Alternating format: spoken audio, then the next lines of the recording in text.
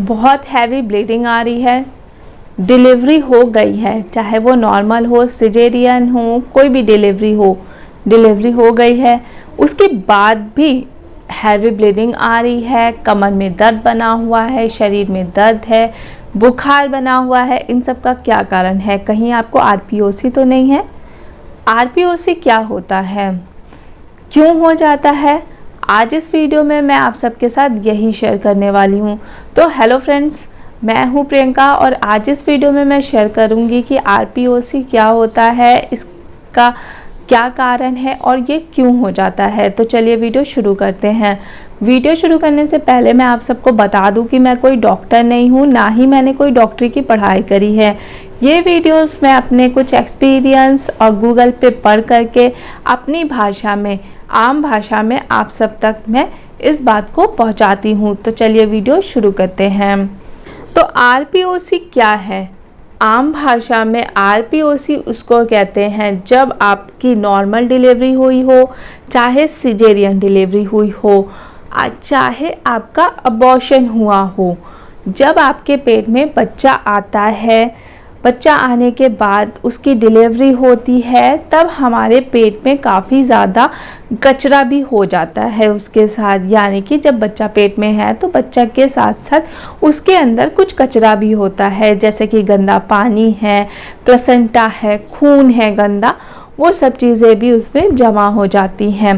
तो वो बच्चा पैदा होने के साथ ही साथ जब बच्चा पैदा होता है तो वो भी उसके साथ साथ सारा कचरा बाहर निकल जाता है। कुछ कंडीशंस में या किसी लापरवाही की वजह से वो कचरा जो है आपके बच्चेदानी में छूट जाता है।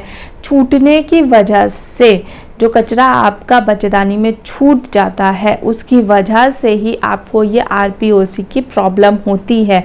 आरपीओसी का मतलब होता है रिटर्न प्रोडक्ट ऑफ कंजप्शन, यानी कि गर्भधारण के टाइम का कुछ अंश, बचा हुआ अंश आपकी बच्चेदानी में रह गया हो, जिसकी वजह से आपको कुछ दिक्कतों का सामना करना पड़ रहा हो। और डिटेल में बात करें तो जब आपकी नॉर्मल डिलीवरी होती है तब आपके अंदर से जो खून पानी सब निकाल देते हैं डॉक्टर, ठीक है, उस टाइम आपके अंदर से सारा कचरा बाहर निकाल दिया जाता है। लेकिन किसी कारण से अगर कचरा बाहर नहीं निकल पाया है सारा, तो वो थोड़ा बहुत अंदर फंसा रह जाता है, जिसकी वजह से आपके जब अल्ट्रासाउंड वगैरह होता है तो आपके अंदर रिटर्न प्रोडक्ट जो है वो शो करता है। इसी तरीके से जब आपका सिजेरियन डिलीवरी होता है तो भी आपका जो प्लेसेंटा के सारी गंदगी है, प्लेसेंटा है, गंदा पानी है, खून है, सब डॉक्टर उसी समय निकाल देते हैं। लेकिन अगर उस समय वो नहीं निकल पाया है तो भी वो कचरा वहीं पे फंसा रह जाता है, आगे चल के वो दिक्कत करता है। उसके अलावा अगर आपने अबॉर्शन की दवाई खा रखी है तो वो जो अबॉर्शन आपका होता है वो पीरियड के थ्रू जब आपका ब्लड आता है तो वो निकल जाता है।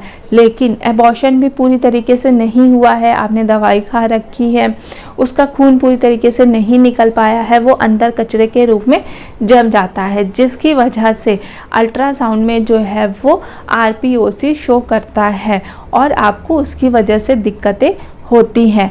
जैसे आपको हैवी ब्लीडिंग होना, पीरियड में खून बहुत ज़्यादा आना, पीरियड लगातार 2 महीने तक रहना, 3 महीने तक रहना, इस तरीके की प्रॉब्लम्स आपको बनी रहती हैं। तो फिर हमको पता कैसे चलेगा कि हमें आरपीओसी की प्रॉब्लम है? क्योंकि ये सारे जो सिम्टम्स हैं, ब्लड हैवी आना, बुखार रहना और चक्कर आना, कमर दर्द, ये सब किसी और कारण से भी हो सकता है। तो जब आपको बहुत ज़्यादा हैवी ब्लीडिंग आती है, आपकी डिलीवरी हो गई है या फिर आपका अबॉर्शन हो गया है, लेकिन उसके बाद भी आपका खून बना हुआ है आना, खून के थक्के आने बने हुए हैं, आपकी ब्लीडिंग बंद ही नहीं हो रही है, बहुत हैवी ब्लीडिंग होती ही जा रही है, तो आप डॉक्टर के पास जाते हैं तो डॉक्टर आपका HSG करवाते हैं। तब HSG में यानी कि जो अल्ट्रासाउंड होता है उसमें निकल के आता है कि आपको आरपीओसी है।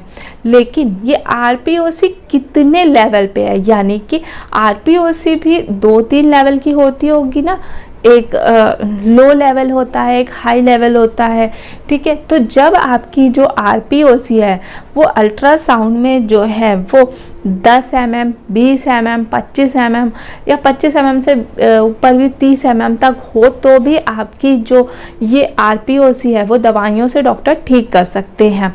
लेकिन जब अल्ट्रासाउंड में ये RPOC जो है वो आपका इंटू में दिखाए, ठीक है, इससे ज़्यादा दिखाए, इसके ऊपर दिखाए, 25-30 से ऊपर दिखाए, तब ये दवाइयों से ठीक नहीं होता है।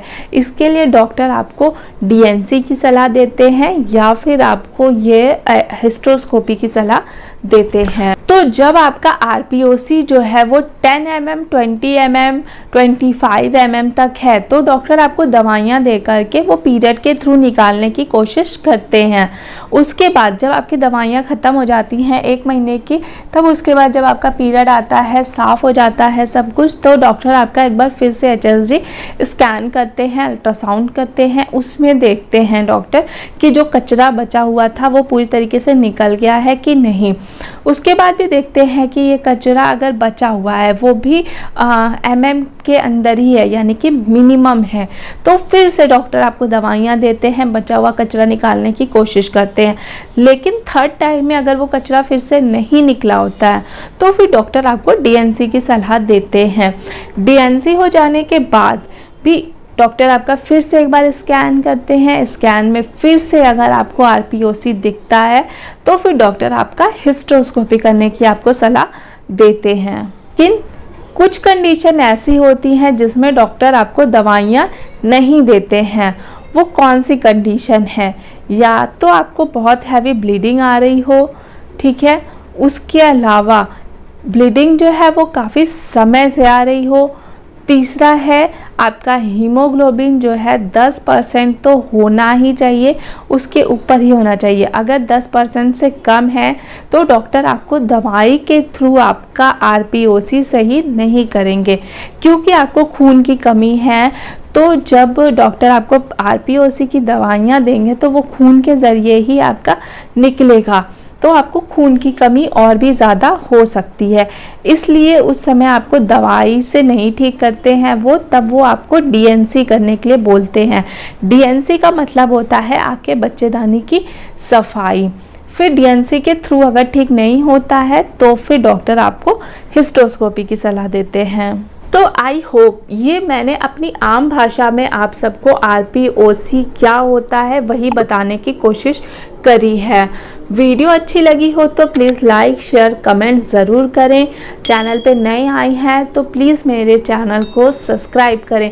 सब्सक्राइब के बगल में जो बेल आइकन है उसको प्रेस ज़रूर करें, उससे आपको मेरी वीडियो का नोटिफिकेशन सबसे पहले मिलेगा। आगे किसी नई वीडियो में फिर मिलेंगे, तब तक के लिए चलते हैं, बाय बाय।